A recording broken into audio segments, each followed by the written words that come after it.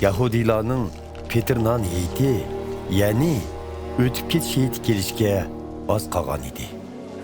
Oliy ruhoniylar va Tavrat ustozlari Hazrati Aysoni bir amal qilib o'ltirib etishning chorasini izladi. Biroq ular uni qo'llaydigan xalqdan qo'rqqanlikdan uni maxfiy holda tutmoqchi bo'lishdi. Shu kunlarda Hazrati Aysoning 12 shogirdining biri bo'lgan Yahuda Iskariyotning ko'ngliga shayton kirdi. U oliy ruhoniylar va markaziy ibodatxona qorovullarining boshlig'i bilan Hazrati Aysoni ularga qandoq tutib berish ustida maslahatlashdi. Ularning yo'l qaqalari echilib, Yahudaga pul berishga va'da berdi. Yahuda ma'qul bo'lib, Hazrati Aysoni jamoatdan xoli qolganda ularga tutib berish uchun fursat izlashga boshladi. Petrnan heytining qo'y qurbonlik qilingan kuni yetib kelgan edi. O'tib ketish heyti deb atalgan bu kuni Yahudiylar o'ylarida qo'y so'yib Petrnan bilan yetdi. Shunga Hazrati Ayso Petrus bilan Yuhannaga birga g'izlanishimiz uchun sizlar berib o'tib ketish heytining tamig'ini tayyorlanglar deb ularni avatdi. Qayerda tayyorlashimizni xohlaysiz deb so'radi ular. Hazrati Ayso mundaq dedi: Yerusalimga kirsanglar, u yerda ko'zda suv to'shayotgan bir er kishini uchratsizlar. Uning kaynidan mengib, u kirgan uyga kiringlar va uy egasiga ustozimiz shogirdlarim bilan o'tib ketish heytining tamig'ini yeydigan mehmonlik uy qayerda ekan deb so'rayotdi. Danglar. U sizlarni ustungi qavatdagi jobda qo'yilgan bir eg'iz cho'ng uyga boshlab chiqdi. Mana shu uyda o'tib ketish heytining tamig'ini tayyor qilinglar. Petrus bilan Yuhanna bo'lsa, hamma ishlar Hazrati Aysoning aytganidek bo'lib chiqdi. Ular o'tib ketish heytining tamig'ini tayyorlashga kirishdi.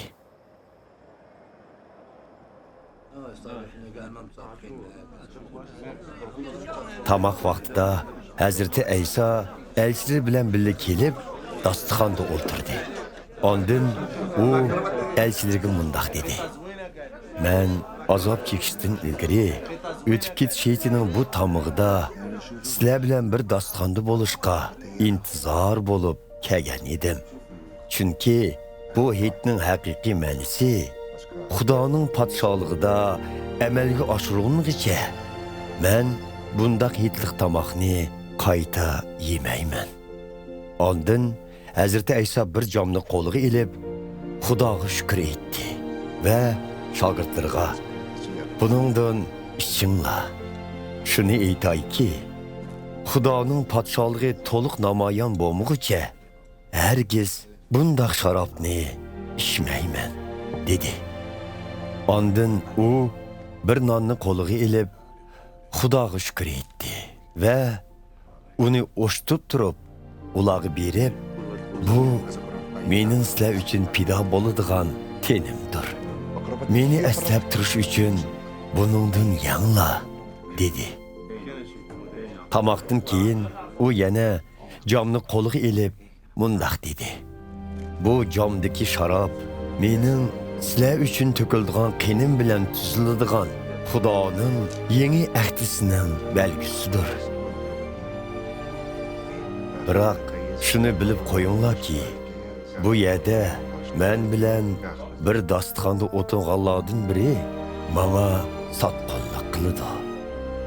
Darvaqa inson o'g'li Xudoning irodasi bilan olamdan o'tdi. Lekin uningga sotqinlik qiladigan kishining holiga voy." Shogirdlar bir-biridan "Bundaq qiladigan zodi kimdir?" deb so'rashdi. Shogirdlar o'z ishida zodi kimning martabasi hammadan yuqori deb talash-tortish qilishga boshladi. Hazrati Ayso ularga mundaq dedi: "Bu dunyodagi podshohlar hukmron sifatida qo'l ostidagi xalqni boshqaradi. Ham o'zini xalqparvar qilib ko'rsatdi.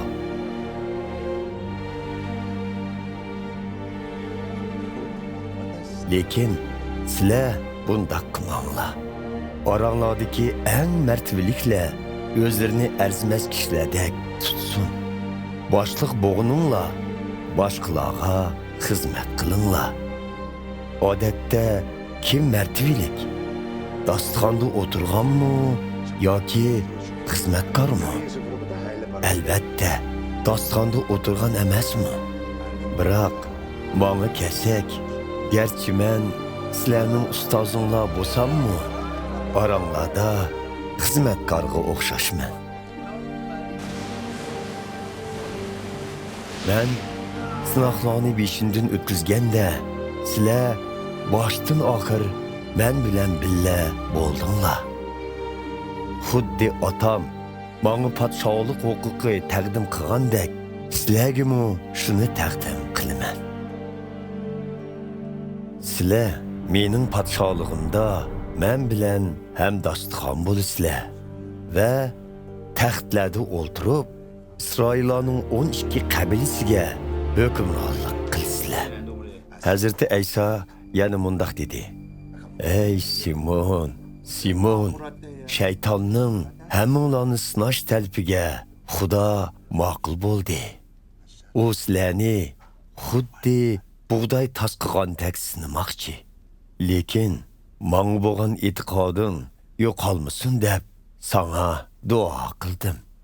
Shaytonga sinilib, yo'limga qaytgandan keyin qarindoshlaringning e'tiqodini mustahkamla. Ey Rabbim, men siz bilan birga zindonga tashlanib, birga o'lishga tayyorman, dedi Petrus. Petrus, dedi Hazreti Ayso, bilib qo'yg'inki, at saharda g'o'roz chilg'ucha sen mendan 3 qitim tanisan. Ondan Hazreti Ayso shogirdlaridan: Burun men sizlarni safarga avatganda ham yon, xo'jun va oyoq omonla degan edim. U chaqda biror narsanglar kam bo'lib qolganmi deb so'radi. Yo'q, deb javob berishdi shogirdlar. Lekin endi ham yon, xo'juni borla, elvilinglar. Qilichi yo'qlar, chopininglarni setib, birdan qilich elinglar, dedi Hazreti Ayso. Chunki muqaddas yozmalarda men to'g'riliq u jinoyatchilar qatoriga kirgizildi deb xotirlangan so'z cho'qim amalga oshirildi. Amaliyotda men to'g'riliq yozganlarning hammasi amalga ishishga oz qoldi. Ey Rabbim, qarang, bu yerda 2 qilich bor ekan, dedi shogirdlar. Bo'ldi, yetidi, dedi Hazreti Ayso ularga.